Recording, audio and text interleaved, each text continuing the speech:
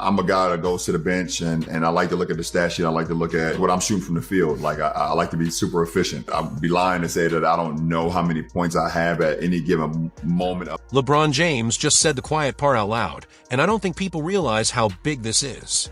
On camera, no pressure, no trick question, he admitted he's checking the stat sheet during live games and always knows exactly how many points he has. And I'm sorry, but that's not leadership. That's ego disguised as basketball awareness. While the Lakers are sliding 1-5 in their last 6, the story shouldn't be about survival or sacrifice. It's about numbers. At 40 years old, when every possession should scream urgency, it feels like the focus is drifting toward protecting streaks, preserving legacies, and making sure the box score still looks clean. Ask yourself this honestly. When a team is losing like this, should the priority be the win or the stat line? Just under 6 minutes. We're past the halfway mark of the second. LeBron strong! Count it! To the line, he'll go.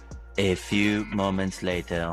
Now LeBron, he's going to go right to the rim. Can't score, which means they've got time to come back the other way. The loud touch. And this isn't internet spin or media reach. This came straight from LeBron himself, word for word. He said he goes to the bench, looks at the stat sheet, checks what he's shooting, and flat out admitted he always knows how many points he has at any moment. That's not about the scoreboard, not about defensive coverages, not about what the team needs to adjust. That's personal tracking in real time. And if this was a one-off comment, maybe you shrug and move on. But this has been a pattern for years, and the cameras have caught it more than once. There's footage of him coming out of timeouts, immediately checking numbers before even re-engaging with the huddle, and reportedly even teammates have joked about records being on the schedule before tip-off. That's funny until it's not, until losses pile up and accountability disappears. So here's the real question nobody wants to touch. When the game gets tight, is the priority winning the moment or winning the narrative? Drop your take in the comments, because this conversation isn't going away. You got a LeBron, man, or any great player to like, bro, I need more from you. You got to give me more. Yeah, halftime of Game 7. Yeah, halftime of Game 7. We come in the locker room and like this, we're gonna show film. So no, ain't no film. Like, so I came and said, Bron, what you gonna do, man? What you mean? So you gotta do more. Like, you gotta be better. Like, what you want me to do, T. Luke? I'm like, because he had 20 points and might have 7 assists, but he left a lot on the table to me. Right. And this is Game 7. You're the best player in the world. I was like, we need. What you want me? I said, you got to guard Draymond better. Score the basketball, stop turning over, be aggressive. Anything else you want me to say? So he maddened him up, right? So I go in the office, I slam the door. So later, after it was over, Damon Jones said, Bron came to him like, man, can you believe T. Lou, man, called me out like that? That's some bull, whatever. D. Jones said, well, I ain't been here all year, but everything I read and you called and told me, you trust him. Why not trust him now? He's like, F you, so he go to James Jones. We've watched this play out too many times for it to be accidental. End of quarters. LeBron passes up clean looks just to protect his field goal percentage. Other times, he waits until the buzzer to move the ball, so a miss won't touch the box score. That's not bad luck or coincidence. That's awareness turning into obsession. And it didn't magically start now. Even on the biggest stage, the 2016 finals, it rubbed people the wrong way. Raja Bell talked about it. Rajon Rondo talked about it. The body language, the priorities, the way it looked when winning, and numbers didn't align. At halftime of one finals game, Tyronn Lue reportedly called LeBron out for lazy defense and careless turnovers, and instead of owning it, LeBron responded by listing his stat line: points, rebounds, assists, like numbers erase blown rotations and momentum-killing mistakes. So don't dodge this question. Is LeBron watching stats at the expense of winning? Or is this what happens when a superstar refuses to accept a reduced role as age catches up? Lue famously said, I don't care about stats. And LeBron didn't reflect. He bristled. That moment tells you everything about the mindset.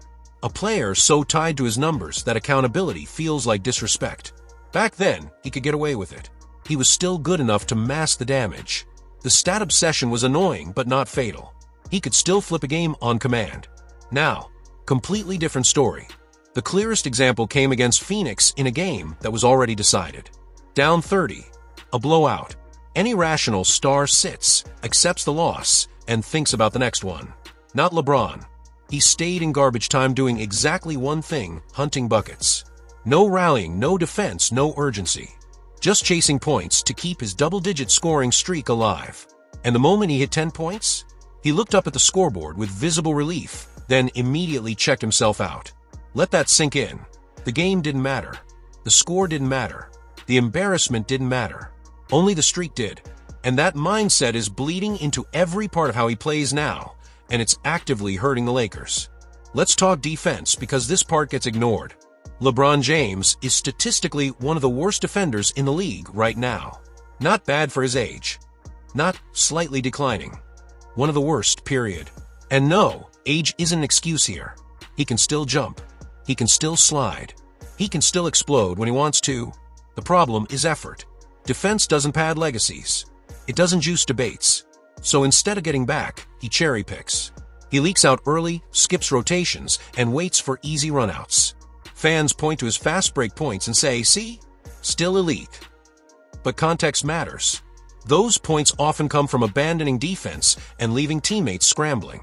That's not two-way greatness. That's selective effort. Look closer because this part matters. He's not sprinting back and then pushing pace. He's camping under the opponent's basket while the Lakers are forced to defend 4-on-5. Sometimes it works.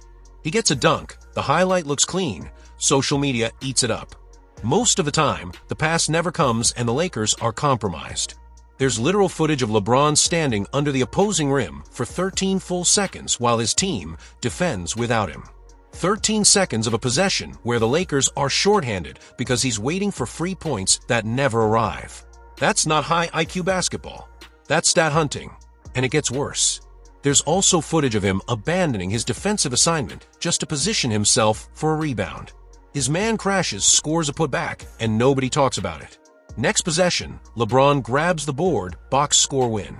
Defensive breakdown? Forgotten. This is how the stat sheet lies. This is basketball played like a video game career mode, where every movement is calculated around points, rebounds, and fast break numbers instead of actual impact. The defensive lowlights are brutal, backdoor cuts, wide-open shooters, standing still while plays unfold. Teammates overhelp, scramble, and absorb the blame. That's how the Lakers give up easy buckets all night. Here's the part nobody wants to say out loud.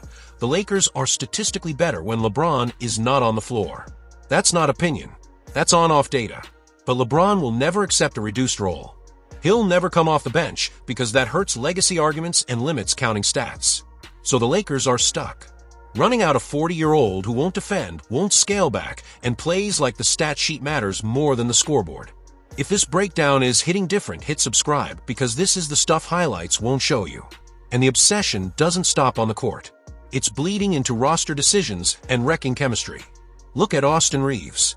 One of the most consistent, reliable players on the team. Yet reports suggest LeBron's camp floated the idea of trading him. Why? Not because Reeves is bad. Because he handles the ball. Because he creates offense. Because he makes reads. And all of that eats into LeBron's touches and assist numbers. That's the uncomfortable truth. The Lakers have a better record with Reeves than without him. He spaces the floor. He competes defensively. He does the dirty work. But instead of valuing that, he's seen as interference.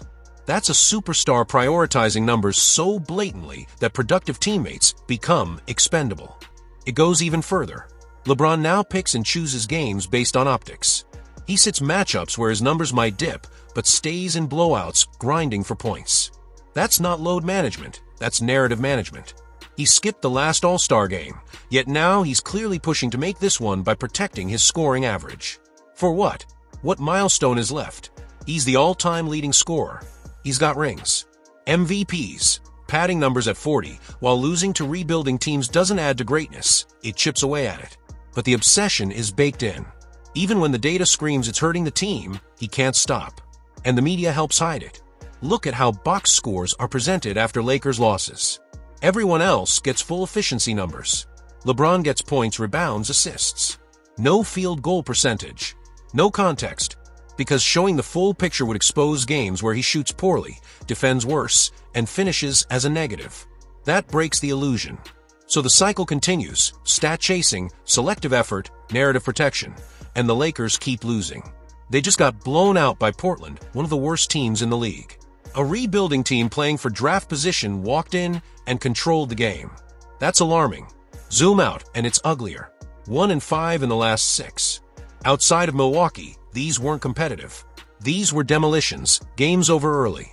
The kind where Bronny James is getting real minutes before halftime because the score is already out of hand. And yes, that matters. A guaranteed roster spot, cap space tied up, while more ready players sit in the G League. That's not development, that's favoritism. Meanwhile, Drew Eubanks on a two-way deal steps in and drops a career-high 21 points. One opportunity, immediate impact. Yet Bronny still logs more minutes than Dalton Knecht, an NBA-ready shooter who fits this team's needs right now. That's not merit, that's politics. And when reporters asked J.J. Redick why Eubanks hadn't been playing, LeBron jumped in with a passive-aggressive shot at his own coach. That undermines authority. That kills trust. That destroys chemistry. The truth is simple. The Lakers would be better if LeBron accepted reality. Came off the bench. Played 20 to 25 focus minutes. Let Luka Doncic be the clear number one. That's how you extend impact. That's how you win.